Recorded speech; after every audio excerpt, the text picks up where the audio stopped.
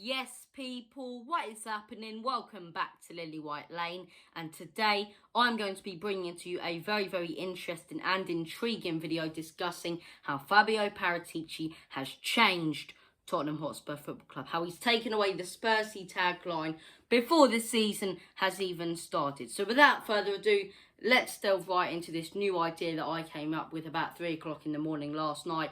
But it was a very good idea, because a lot of my ideas at 3 in the morning aren't the best. But look, an idea that I came up with last night and thought this could be a very interesting and intriguing video.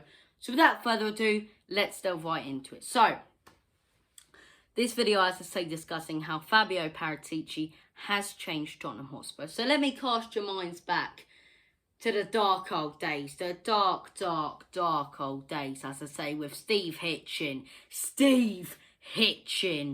organising the transfers at Tottenham Hotspur. You may wonder why I'm putting that face if you don't know what he did at Tottenham Hotspur, but man, dark days they were, dark days. So let me cast your mind back, right? All the way, as I say, since Steve Hitchen was appointed, for the last, especially the last 5 years, it's really been highlighted how our lack of investment and spending has come to cost us silverware and so much, as I say, when it comes to Premier League places. But look, let me cast your minds back to when it was Enoch and Steve Hitchen, as I say, Daniel Levy organising most of the transfers and Steve Hitchen. This was the major issue with Tottenham Hotspur. We target big players every single summer.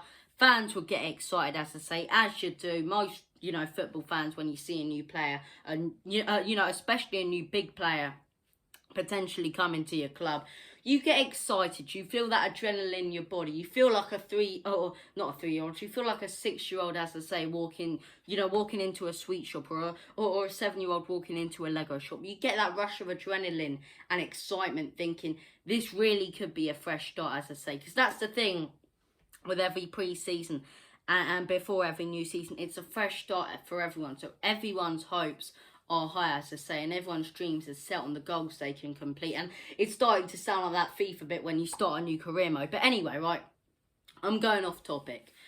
Every single season we get excited about a new arrival. 1 year it was Paulo Dybala. The next year it was Milan Skriniar. A few years before that it was Antoine Griezmann. All these big players we targeted, but we never got the deals over the line. And we'd always go for the second best option. It happened every single time we targeted a big player, and it was so frustrating, right? And what makes it even more frustrating is all those chances we had when Pochettino asked for the likes of Wijnaldum, Milan Skriniar, just some of these big players, just a few mentioned. The board, Bruno Fernandes as well. Bruno Fernandes, Wijnaldum, Skriniar, all of these big players that we could have signed. Ruben Diaz. This was under Pochettino and Mourinho, before Nuno came in, as I say. And just after Mourinho stacked that year, that's when things started to change, right?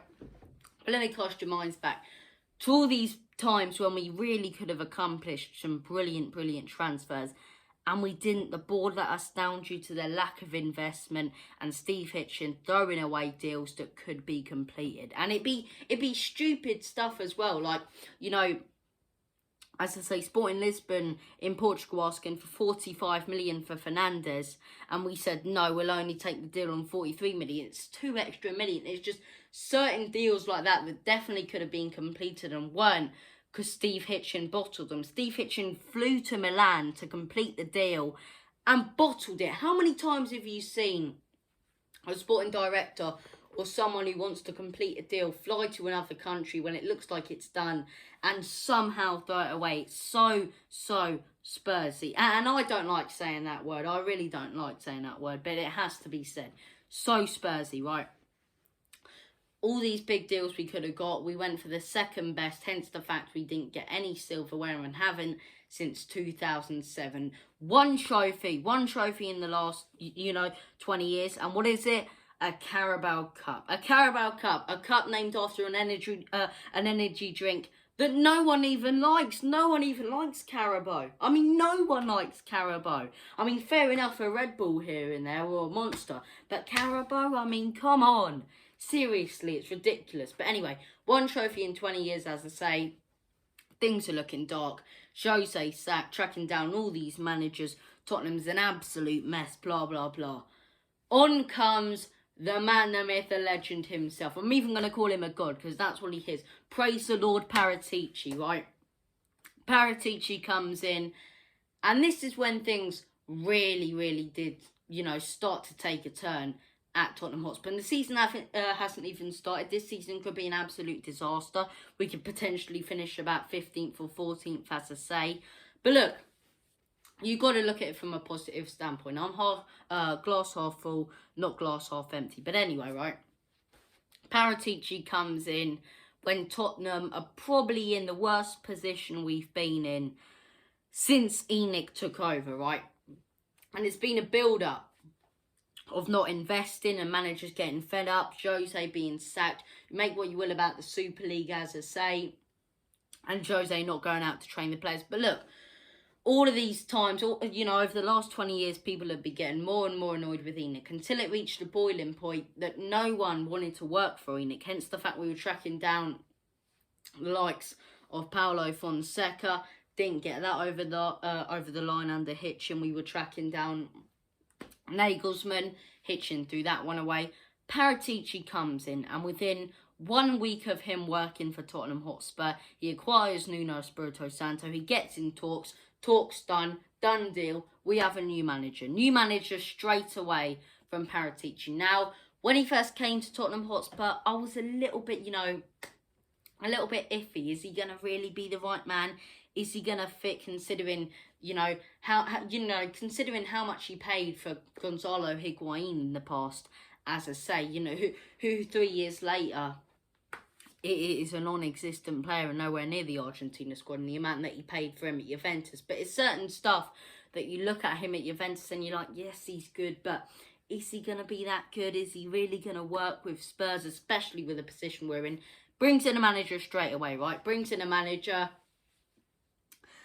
And then the old issue of Tottenham Hotspur not completing deals, not getting deals over the line, not getting further than just being in talks, not getting to even the advanced talk stage, right?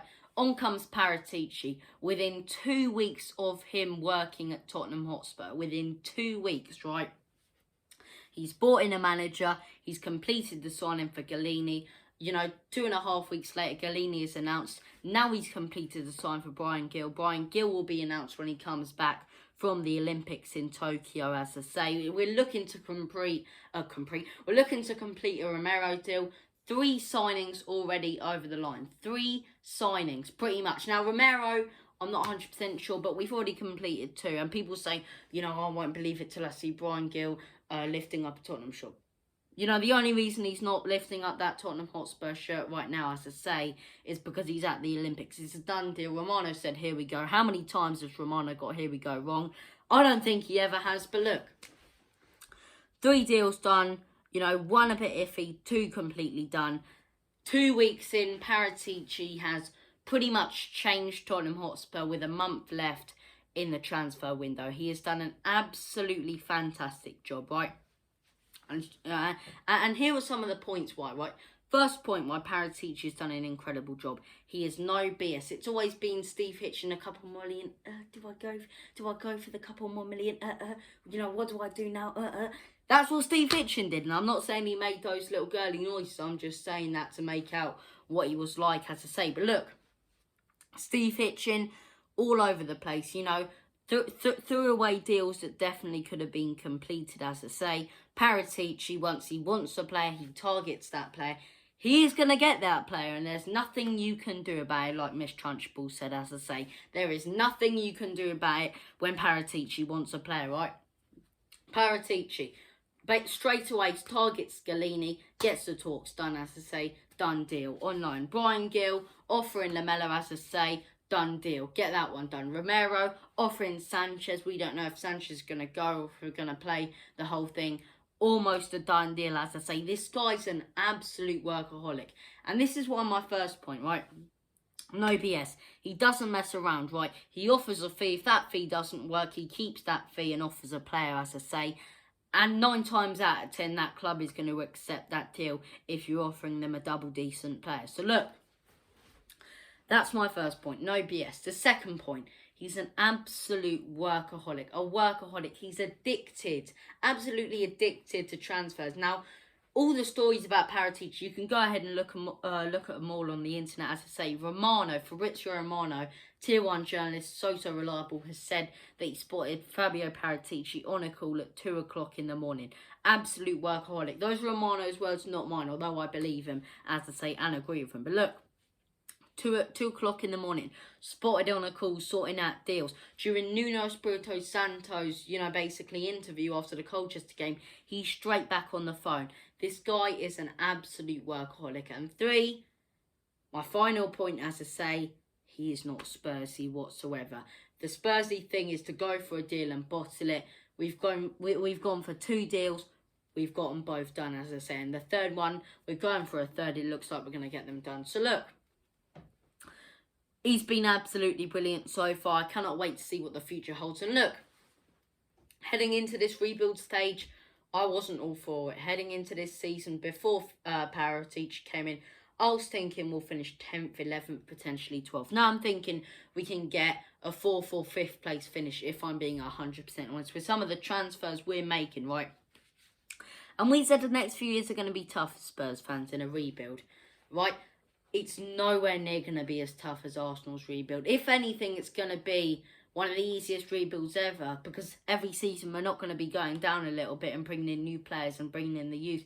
Every single season, as I say, we're going to be moving up because Paratici's going to sign another 5 or 6 players because he's a workaholic. But look, there is your video, guys. Thank you all for watching. If you didn't like it, please let me know. If you did like it, please let me know. I would like to know what you guys think of these videos. It's just something different that I thought I'd bring to the table, as I say, apart from just, 1,000 more transfer updates before the season starts again. So look, thank you all for watching. As I say, it's been absolutely brilliant talking to you all. And as always, come on you Spurs, come on you Lily Whites.